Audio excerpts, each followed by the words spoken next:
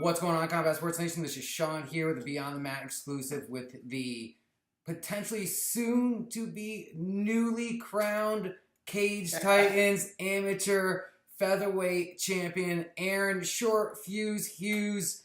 Tell me how you feel sitting where you are right now, just a week away or just a couple of days away from, the biggest fight of your mixed martial arts career at this point. I'm feeling great, man.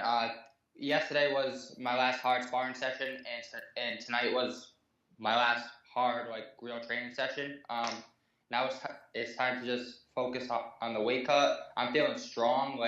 My cardio feels great. I'm ready to just go in there and throw down, man. I've won 3 fights in a row, all in the first round, so I don't think anybody can say that I don't deserve this title shot. So your last loss was June 2017. After that loss, did you think you'd still want to be where you are right now? Was there that uncertainty of, this sport's not for me, or where was your mindset after that third straight loss? I definitely had some doubts going in, but I love this shit more than anything else in the world. I've never had a passion for anything like I do MMA. I played baseball for 16 years, played in high school, played as a kid, all grown up. And in high school, I eat bread and slept baseball. But now that I'm out of high school, I wanted to keep competing, and I found MMA, and I've never looked back, man. So it's definitely pretty crazy where I'm at right now.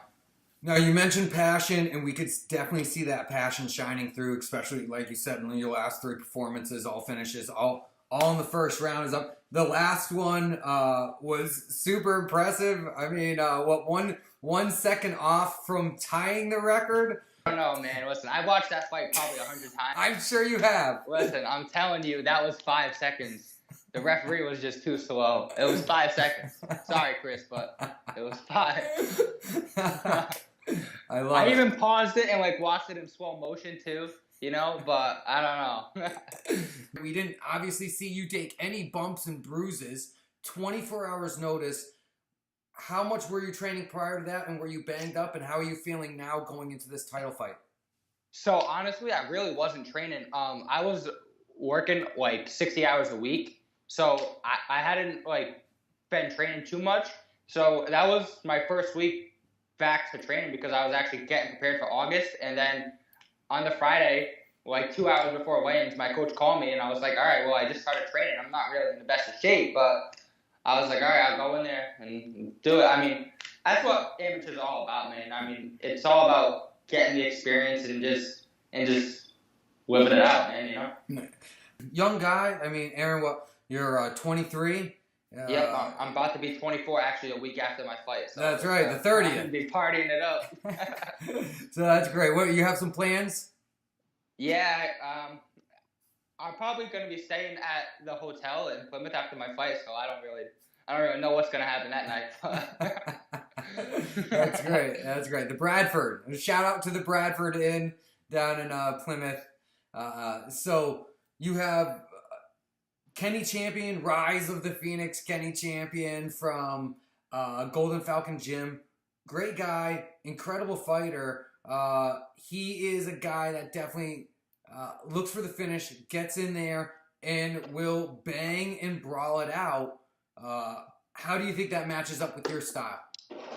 So, everybody I've ever tried to fight, except 2 people, have tried to come out right away and take me down. One of them knocked me out, the other one I knocked out. So I think people really sleep on my striking skills, and Kenny is a very good striker himself, so I don't see this fight going to the ground.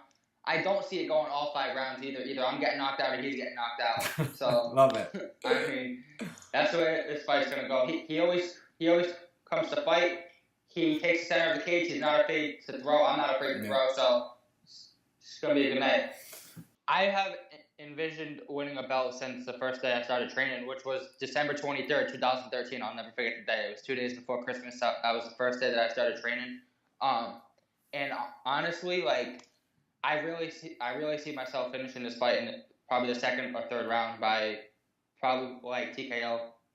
Obviously, you were calling out for the title What was the conversation like? I'm sure it was either with you directly with Mike or through your coach. Tell us that feeling. I called out Chris Nigel right after I won in 7 seconds, which I didn't expect him to vacate. I really wanted to fight him because he's so talented and so skilled. I really wanted to fight him, but he ended up vacating because I guess he's going pro. And it was like something featherweight tournament or something, but it didn't make any sense. The guy that they wanted me to fight was on a 2-fight losing streak, and I was like, well, but like, yeah, I'll fight him, but if I lose that fight, then there goes my title shot, you know. So ultimately, my coach was like, hey, what about Kenny Champion? And I was like, yeah, I'm down, you know, whatever. Both of you guys are strikers, and it's not likely to go to the ground. Not that you have a problem there, but what excites you about this fight? Honestly, what excites me the most, I've sold like almost half my tickets already. I'm actually super excited to bring a belt back to Fall River. I mean, like, Fall River rides deep for their own, man. So August 18th, Plymouth Memorial Hall, Cage Titans 40. Aaron Short Fuse Hughes goes against Kenny Champion for the vacant amateur featherweight title. Is it a nickname that just rhymes with the last name, or are we going to see a short fuse, quick, off the pace, or a very calculated Aaron Hughes? Well, I actually got that nickname in 2014. Someone gave it to me just because I have a short temper, so that's what the only reason. But it's kind of cool because it rhymes with the last name too. So tell the fans what we can expect coming up once the cage door closes behind you and your dance partner coming up. You can definitely expect fireworks, man.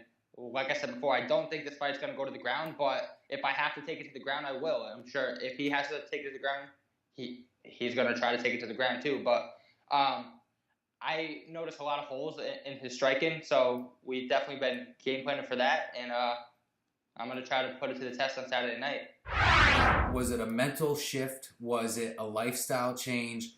What was the biggest change that took you from an 0-3 competitor to now a 3-0 on the verge of potentially winning an amateur mixed martial arts title? Honestly, mindset is absolutely everything. I used to fight for case studies. I used to get so nervous, like seeing all those people out there, like. And then I was like, okay, like I need to fight on a smaller show, like get a win, get my confidence up. It's not that I didn't have the skills, because I definitely feel like I have the skills to beat everyone that I fought so far. But it was all about my mindset. And I pretty much just go out there now and tell myself, listen, it's a fight. You've been knocked out. You've lost before. So your family and friends are still going to love you no matter what. I go out there with a smile on my face. I don't give a shit. And I go out there and fight. That's it. Mindset is everything. Mindset will beat and heart will beat talent time and time after again. And it's clear that it's been a switch of mindset to go from where you were to where you are. It's commendable. It's very inspiring. There's another guy who came up through the ranks of Cage Titans who was sort of on a very similar tear, right, Richie? How before we close up, do you see that as an inspiration to you, or do you feel as if your story as it stands right now could be an inspiration to others? Well, it actually wasn't just Richie. Ryan DiBartolomeo, whatever is his name. I don't know how to pronounce his last name, but he started off 0-3 too and ended up winning 2 amateur belts. That's right. So I mean, I train with Richie all the time. I mean, it's all about mindset. Once you get your mindset right, your diet right, and you train properly, there's just no way that you can lose. You just have to believe in yourself.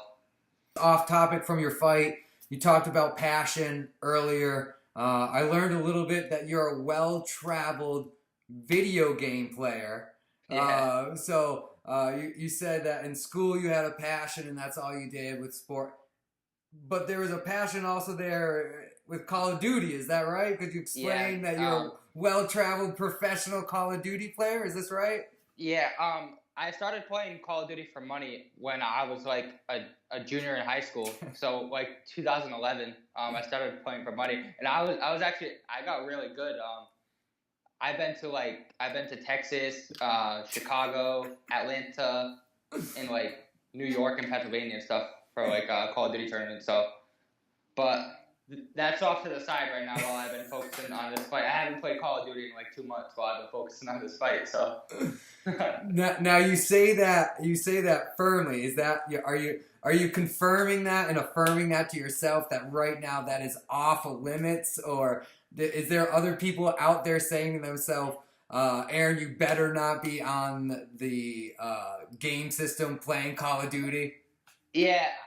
So back in like February, I was supposed to fight on like the March K-Titans card, but I ended up getting a concussion, and literally all I did for like 2 months was just play Call of Duty. So when I went back to training, it was kind of rough. But. Aaron, I want to say thank you so much. I greatly appreciate your time. Thank you. A little late night, but it's a big deal. We're looking forward. A couple days away from Cage Titans 40. Thank you so much. You want to send any shout outs or throw your social media handles out there as well? I just want to give a shout out to all my coaches, Brian Raposo, Tommy Texera, Andrew Featherstone, my strength and conditioning coach. My training partners, Mitch Raposo, Jorgen De Castro from Regiment. I did a lot of sparring at Triforce and Sit Yantong for this camp, so I just want to say thanks to Andy Cote and Jay Perrin, Brendan Moreau, and Randy Costa for all the sparring. You can follow me on Twitter. Be careful. I post a lot about Call of Duty on there. It's at Aaron Hughes MMA, and my Instagram is at Aaron Hughes 145, and then Facebook is just my name, and then Snapchat is Aaron Hughes 94. Awesome, my friend. Thank you so much. Combat Sports Nation appreciate you. We look forward to your fight coming up August 18th. Thank you, man. Follow us on Instagram. Watch us on YouTube. Check us out on Facebook. Visit us on Twitter. And